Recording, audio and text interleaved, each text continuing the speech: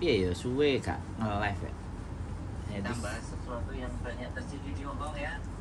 Dari Sabang sampai Merauke atau dari pucuk gunung sampai tengah gunung. Malam hari ini kita ngomongin tentang hal-hal yang terjadi ya di seputar PMI Hongkong yang luar biasa ya, di sosial media. Yang jelas hal-hal yang terjadi di sosial media itu adalah hal-hal yang banyak bisa kita bicarakan, yang bisa kita diskusikan. Harusnya hari ini saya tadi ngajak sama Mbak Novi Jawahir Gus Durian, tapi entah kenapa saya nggak ngerti konektivitasnya atau zoom di HP-nya dia nggak paham, nggak bisa masuk. 5 kali gagal masuk, terus terblok Gmailnya atau gimana, dan saya nggak paham. Saya ingin ngawali adalah peristiwa-peristiwa yang terjadi di Hong Kong di akhir-akhir ini. Mulai kemarin sebelum saya pulang dah BP2MI main-main ke Hong Kong, Pak Benny Ramdhani secara individu, kemudian para kader-kader partai yang juga sudah mulai marak, yang mulai mengawalinya datang di Tenda Putih yang waktu itu kan. Nah, kemudian datang lagi waktu itu yang bikin polemik itu ya para PT-PT dan Menaker yang datang ke Hong Kong dan ngajak berbicara ya kan, dan ngajak berdiskusi. Ya nggak ditayangkan secara langsung sih, tapi dari beberapa informasi dari Aspataki kemarin sempat juga sudah ngajakin Zoom, dan kebetulan saya lagi ngerawat, lagi jenguk mertua saya di rumah sakit, jadi ini ya sudah. Jadi polemik-polemik dan situasi-situasi serta keadaan-keadaan yang menurut saya tidak memberikan bentuk perubahan kepada teman-teman ya. Maka dari itulah hadir konten. Jadi dari dulu sama sekarang itu proses semakin rumit karena mulai yang dinamakan dengan ID online. Nah, karena prosesnya teman-teman itu banyak yang data itu tidak sesuai.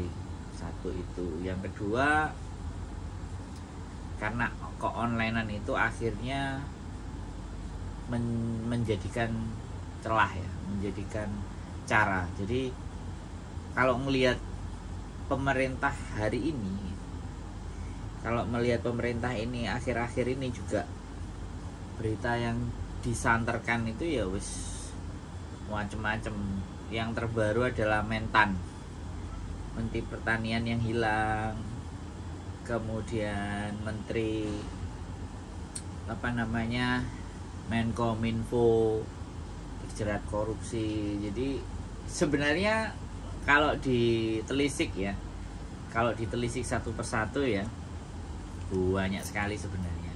Dan yang ingin saya sampaikan adalah di Hong Kong ini lembaga atau kementerian yang terkait dengan prosesnya teman-teman yang ada di Hong Kong ini, yang pertama adalah Kementerian Luar Negeri ya pastinya. Kementerian Luar Negeri itu ya di setiap KJRI itu di bawah Kementerian Luar Negeri.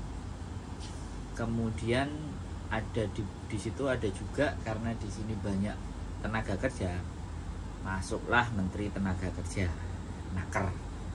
Makanya ada konsul Naker, konsul polisi, ada semuanya ya. Yang notabene-nya yang di sini kalau diperhitungkan ya, ini saya tidak tahu data pastinya, tapi data pastinya itu KJRI ya sudah mulai mengalami kenaikan dari sekitar 175 sampai 200 ribu teman-teman yang datang ke Hong Kong. Kalau di total itu yang mungkin ya, sekali lagi, yang hidup di atas. Artinya kalau hidup di atas itu dengan dokumen yang masih valid. Nah, ada juga warga negara Indonesia yang ada di Hong Kong pun yang dokumennya tidak valid, alias sudah expired ya. tapi tetap stay orangnya di Hong Kong. Itu ada juga. Jadi di total semuanya, dan bagaimanapun itu begitu banyak manusia, 200 ribuan, 150, 175 kalau saya nggak salah terakhir disebutkan oleh Bapak Konjen yang lama waktu rapat 150, tapi sekarang saya rasa naik lah, naik 10 ribu atau 20 ribu banyaknya penerbangan. Dan sekali lagi itu menjadikan hal yang harus, ya selamat malam Mbak Sri Kancil, itu kan menjadikan hal yang menjadi bukan konsen saya sih sebenarnya. Saya tidak konsen ke arah sana ya. Saya cuman orang yang di luar sistem, yang mencoba melihat situasi dan keadaan. Dan karena kebetulan saya juga orang Indonesia dan saya tinggal di Hong Kong, nah saya melihat situasi dan keadaan yang terjadi di Hong Kong. Jadi berbagai macam persoalan, tapi sebenarnya yang menjadikan permasalahan itu selalu ada itu kalau dari beberapa hal yang saya lihat. Contohnya aja, saya masuk ke sebuah PT di Indonesia. Nah ternyata memang ya aku nggak ngerti, tapi kenapa sistem pendidikannya buat mereka ini loh, kalau zaman dulu the best, tapi semakin ke belakang ini sudah pamornya atau sudah qualified-nya atau kualitasnya. Jadi, dan itu tidak hanya terjadi bagi para yang non ya, yang X juga itu juga apa ya yang terjadi. Jadi para pihak PT ini, saya sekali lagi ya tidak ngerti skema dan standarnya harus seperti apa. Yang penting izin jalan, oke, sudah boleh teman-teman proses gitu. Ya ketika saya datang ke sebuah PT, kemudian saya nanyain kontrak, itu jawaban mereka adalah kita menerima kontrak itu setelah mau PAP gitu loh. Jadi hanya awal yang ditandatangan itu mereka tanda tangan, tapi kemungkinan kosong, tidak ada namanya, terus diserahkan. Nah setelah itu, aku nggak ngerti teman-teman yang berproses ya, karena terus terang kalau saya sih memang tidak menggunakan jalur itu, tidak menggunakan jalur PT dalam fight di luar ya kan, berjuang di luar. Saya tidak menggunakan jalur PT. Nah itu yang menjadi PR kita semua ya. Kita bersinergi dari beberapa hal yang ketika saya mendengar konten di luar sana juga ada yang bilang itu bukan membantu, dia hanya membuat konten gitu. Ya itu nggak salah. Sekali lagi jawabannya Mbak Sri Kancil iya, apanya Mbak yang jawabannya iya. Jadi megang kontrak itu ketika sudah mau berangkat. Nah ini kan persoalan ini ya kan. Sedangkan Hong Kong itu sudah menjelaskan, dan bahkan setiap habis kontrak pun dia tadi habis dari kantor agensi teman saya selesai renew kontrak, itu juga diberikan, dan itu sudah dalam bentuk bahasa Indonesia. Nah entah teman-teman yang nggak bisa membaca atau memang faktor dari PT yang tidak memberikan itu gitu. Saya gak tanda tangan kontrak dan gak tahu, tiba-tiba mau terbang lihat tanda tangan kontrak palsu lah. Ini menarik ini. Jadi untung ada Mbak Sri Kancil yang bercerita ya ini. Jadi tahu-tahu kontraknya sudah ada tanda tangannya dan tahu-tahu berangkat. Nah ini yang ya mungkin sudah rahasia umum ya buat teman-teman.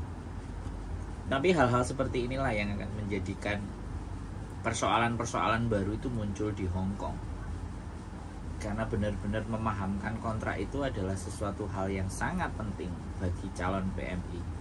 Woi Mbak Nuri Syria hadir, selamat malam, terima kasih yang selalu komentar dan selalu memberikan doa terbaik buat kami Mbak Nuri, semoga selalu sehat dan bahagia. Jadi faktor dari PT Mas Jabrik, tapi gak apa-apa, yang penting terbang. Nah ya gak apa-apa, yang penting teman-teman terbang, tujuannya kan memang mau cari uang. Cuman yang ingin saya sampaikan adalah kenapa nggak mencoba belajar tentang kontraknya. Karena awal dari persoalan dan permasalahan di Hongkong selain penguasaan bahasa yang kurang, yang jelas memahami isi kontrak itu juga gitu. Nah, disinilah kita berusaha ya. Kalau saya karena YouTuber sebenarnya motifnya terserah. Kalau teman-teman bilang bahwa di YouTube cari uang, ya semua orang udah pada tahu, nggak perlu disampaikan, ya kan. Di YouTube itu bisa menghasilkan uang, ya kan. Mencari uang bisa menghasilkan uang. Itu di YouTube, sekali lagi yang ingin juga saya sampaikan. Jadi sudah YouTube itu tidak asing. Dan kalau masih ada yang berpikir di mana bahwa Muhammad Mas jadi kalau ada yang berpikir bahwa ya semuanya demi konten, ya berarti kan saya orang yang ikut alur dunia masa kini, hari ini, bukan dunia di masa lalu. Orang-orang, saya percaya orang-orang yang berbicara bahwa hanya demi konten, saya yakin mereka nggak bisa membuat konten. Ya kan, konten nggak harus di YouTube kan, konten di Facebook juga bisa. Ya, eranya sosial media. Tapi ya nggak apa-apa, nggak usah didebat orang-orang yang seperti itu. Karena percuma mendebat orang-orang yang hidupnya di zaman purba. Kalau saya bilang sih seperti itu gitu. Sekarang pertanyaan saya adalah, manusia yang tidak megang sosial media, ya kan, kemungkinan anak-anak bayi yang baru lahir, anak TK, ya kan, umur 3 tahun, 2 tahun itu sudah tontonannya YouTube. Jadi kalau teman-teman itu tua terus merasa bahwa ya itu semuanya demi konten, berarti Anda itu hidup di zaman purba gitu. Bukan zaman hari ini, bukan zaman era milenial. Nah, sedangkan YouTube itu membuat platform, membuat aplikasi di mana sebenarnya kalau kita menilai sesuatu secara positif itu bisa memberikan dampak yang luar biasa. Bahkan di hari-hari ini YouTube itu aja sebagai pekerjaan gitu. Kan seperti itu ceritanya. Nah, membahas dan mengupas tentang masalah PMI ini memang tidak akan ada habisnya, karena di era-era setiap tahun, ya kan, dari tahun dulu dari 1990, saya nggak tahu pertama kali gelombang pertamanya PMI di Hongkong itu tahun berapa pertama kali gelombangnya, saya nggak tahu, mungkin ya 90, 91. Jadi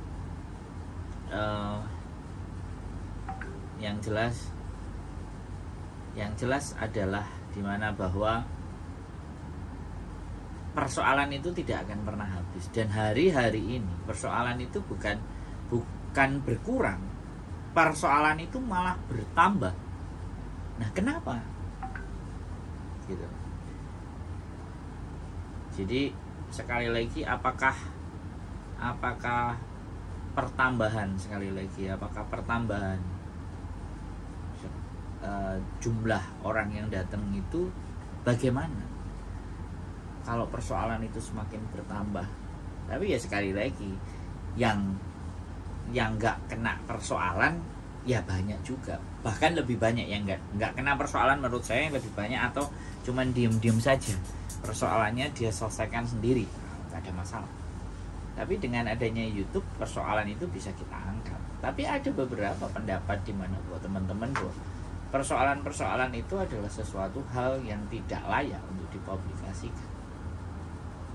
Nah, sekarang kita berbicara layak dipublikasi dan tidak. Ukuran layak itu yang bagaimana? Yang tidak layak itu yang bagaimana? Jadi ketika seseorang membutuhkan tempat untuk bercerita, ya sah-sah saja. Tapi ketika kalian ngerasa bahwa hal itu aja kok dinaikin, lah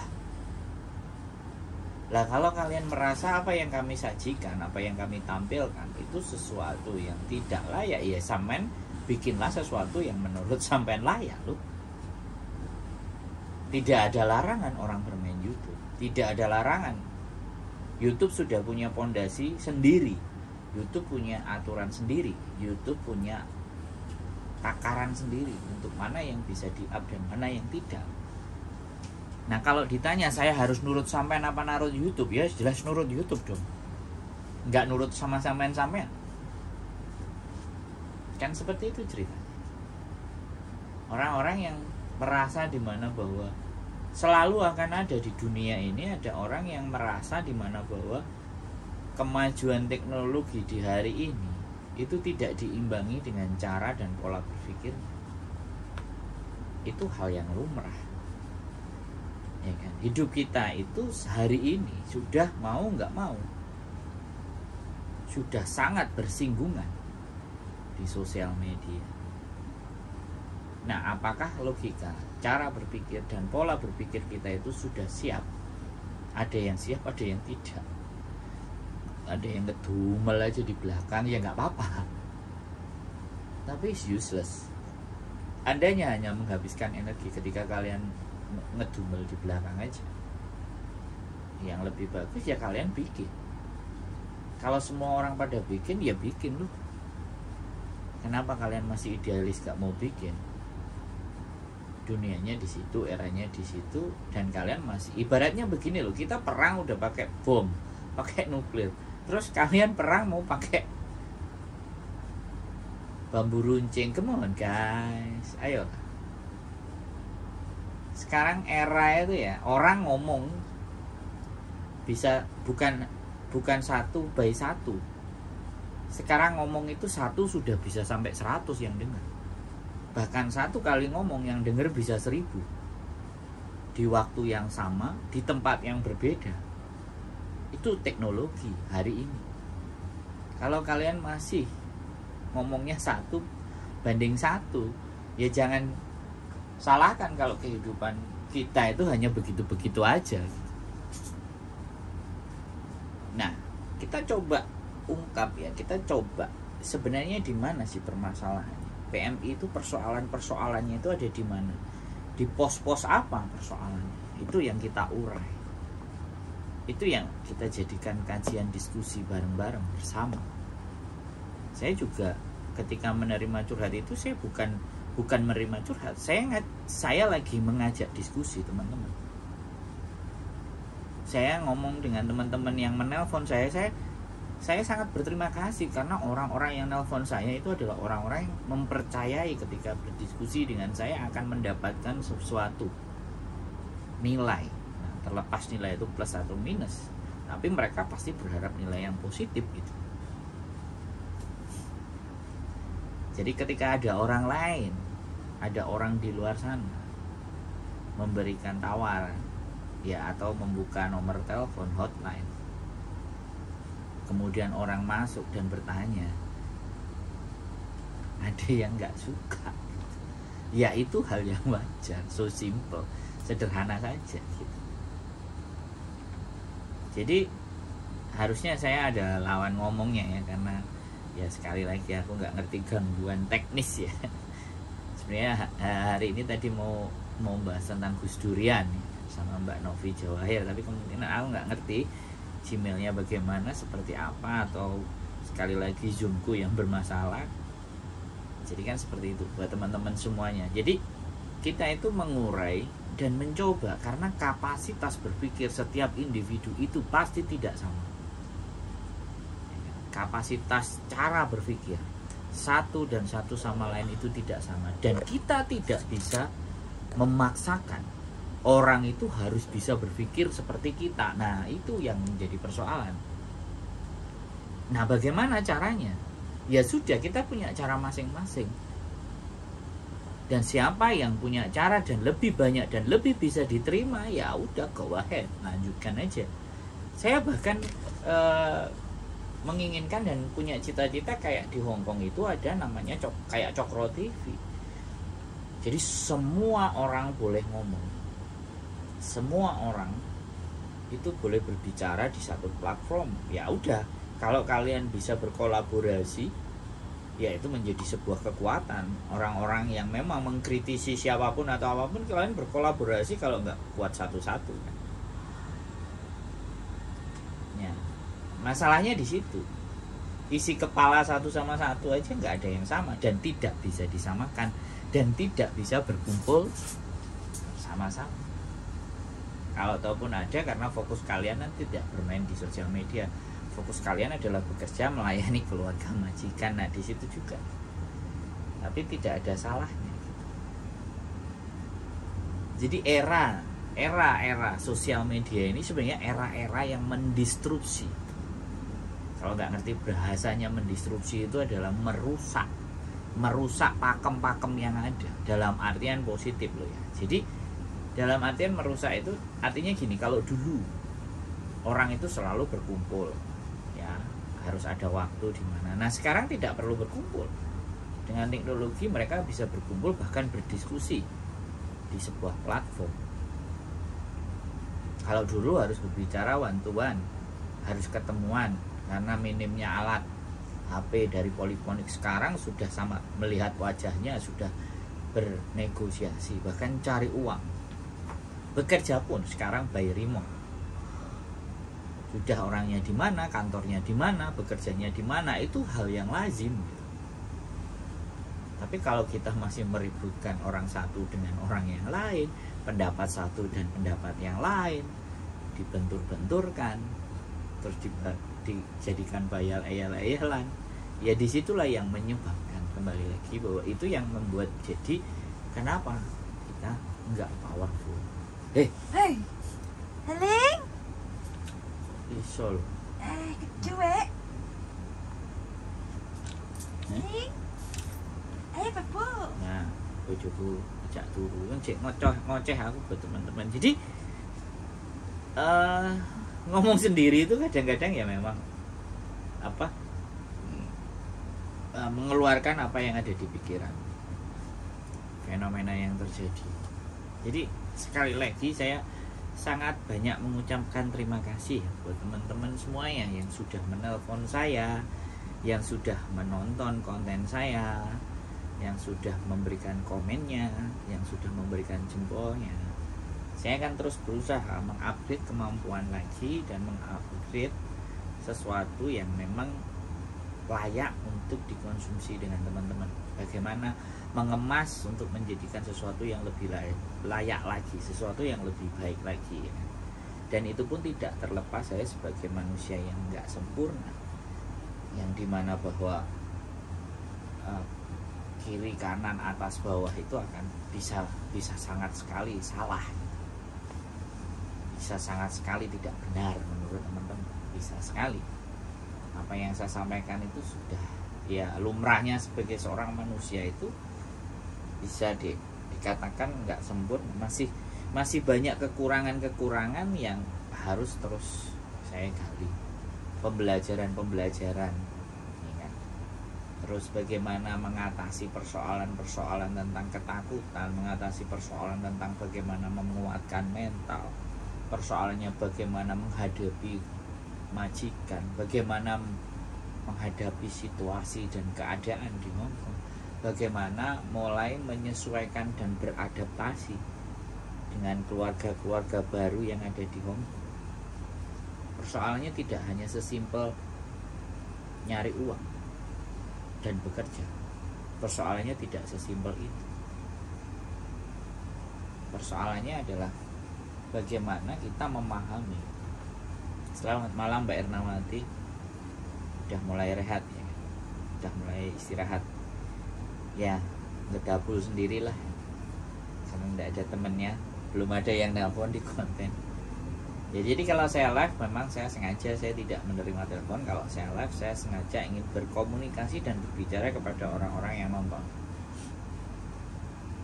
Jadi serba-serbi persoalan itu saya nggak ingin menyalahkan segala bentuk persoalan ini kepada personal atau institusi atau perwakilan negara. Enggak, saya nggak akan pernah berusaha seperti itu. Apa yang mampu saya bisa perbuat ya akan saya perbuat. Mana yang mampu bisa kita lakukan ya kita lakukan. Tidak perlu menggantungkan orang lain untuk maju ini, tidak maju itu, yang apalagi ngatur yang seharusnya sana begini, yang harusnya begitu. Itu persoalannya adalah kita itu siapa. Masih cuci piring, terima kasih. Mbak Sri Kancil luar biasa loh. Disambil cuci piring, disambil nonton.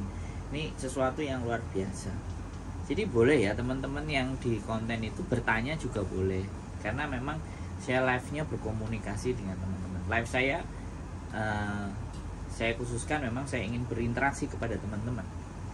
Ya kan? Karena mungkin sehari atau pagi atau siang atau malam saya berinteraksinya dengan yang telepon satu persatu. Kalau live saya mencoba berinteraksi sama semua yang mengikuti kok sosial media saya yang YouTube ini. Jadi boleh diajukan banyak pertanyaan di situ, nggak ada masalah. Dulu saya di kantor agensi setiap malam minggu saya bikin live-nya di Facebook, di fanpage. Hari ini saya di konten saya sendiri di channel YouTube saya sendiri. Mungkin nanti akan saya bikin rutin juga di fanpage saya juga yang lebih mudah untuk di teman-teman lihat gitu. Jadi seperti itu ya teman-teman, bahwa di Hongkong itu tidak sesulit yang dibayangkan, tapi tidak sesederhana seperti apa yang diangan-angankan. Nah, gimana itu menjelaskan? Tidak sesulit yang dibayangkan, tapi juga tidak sesederhana seperti apa yang kita impikan. Intinya adalah kita selalu, kalau orang Jawa bilang, eling dan waspada.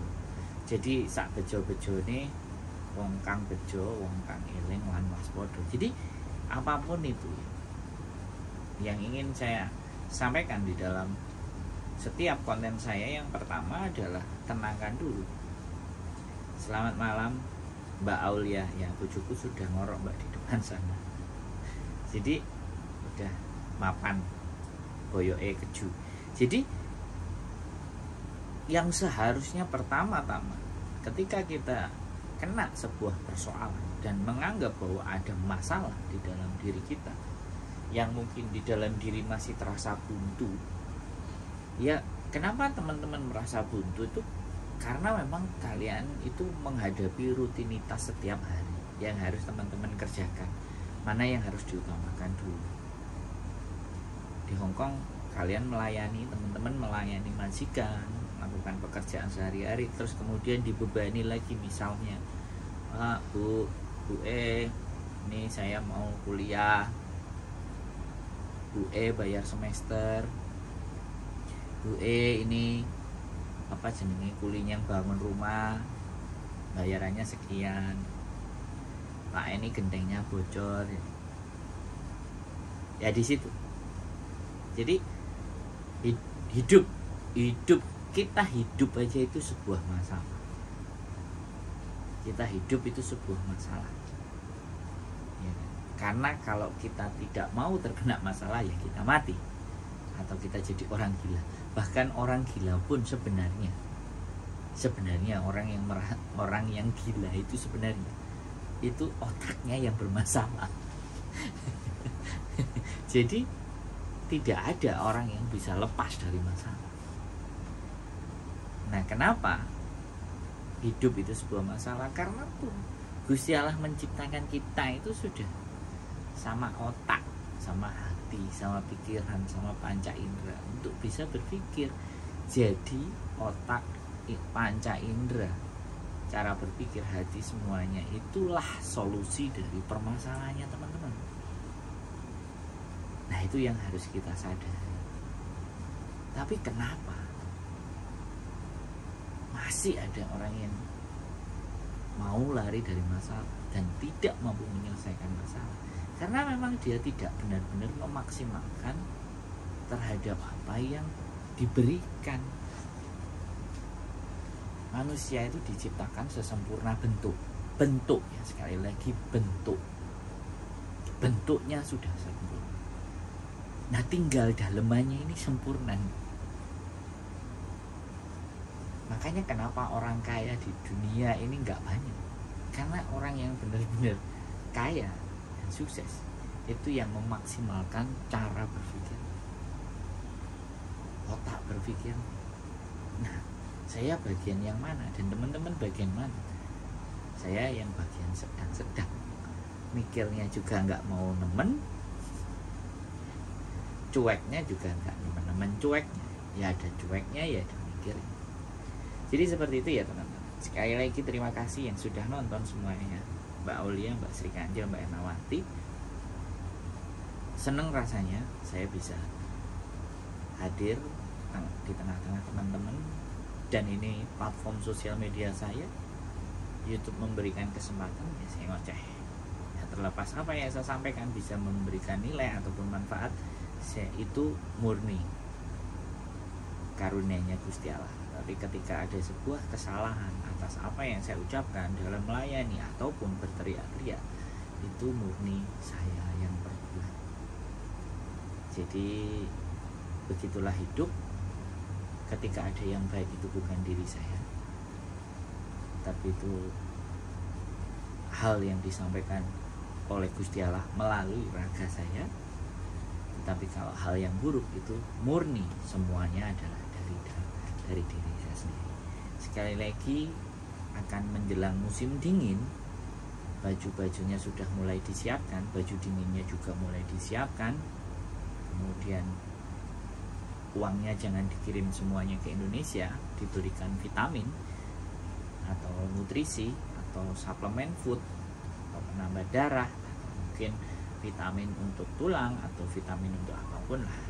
Jangan nunggu sakit dulu baru membeli obat, tapi mencegahlah dengan mengkonsumsi vitamin. Jadi seperti itu, karena penyakit di dunia ini yang paling berbahaya adalah penyakit merasa sehat, bukan kanker, bukan diabetes, bukan hipertensi, tapi penyakit merasa sehat. Dan hal yang terburuk di dunia ini adalah merasa bisa. Bahaya. Tapi kalau yakin bisa boleh, tapi kalau merasa bisa belum tentu. Jadi kalau udah merasa bisa ini bahaya. Oke teman-teman semuanya, sekali lagi selamat malam. Terima kasih mendengarkan ocehan saya yang ngelantur kiri dan kanan. Yang jelas tetap semangat menggapai cita-cita dan selalu eling lan waspada, mawas diri, evaluasi diri, muhasabah, introspeksi lebih jauh ke dalam diri kita. Tidak perlu kita memikirkan sesuatu yang di luar kemampuan dan batas kita menjangkau. Kita pikirkan hal-hal yang ada di sekitar kita saja. Hal yang membuat kita menjadi merasa manusia yang mampu dan bisa memperbanyak rasa syukur. Keep stay tune my YouTube channel and see you next video. Mbak Pesek, bye bye.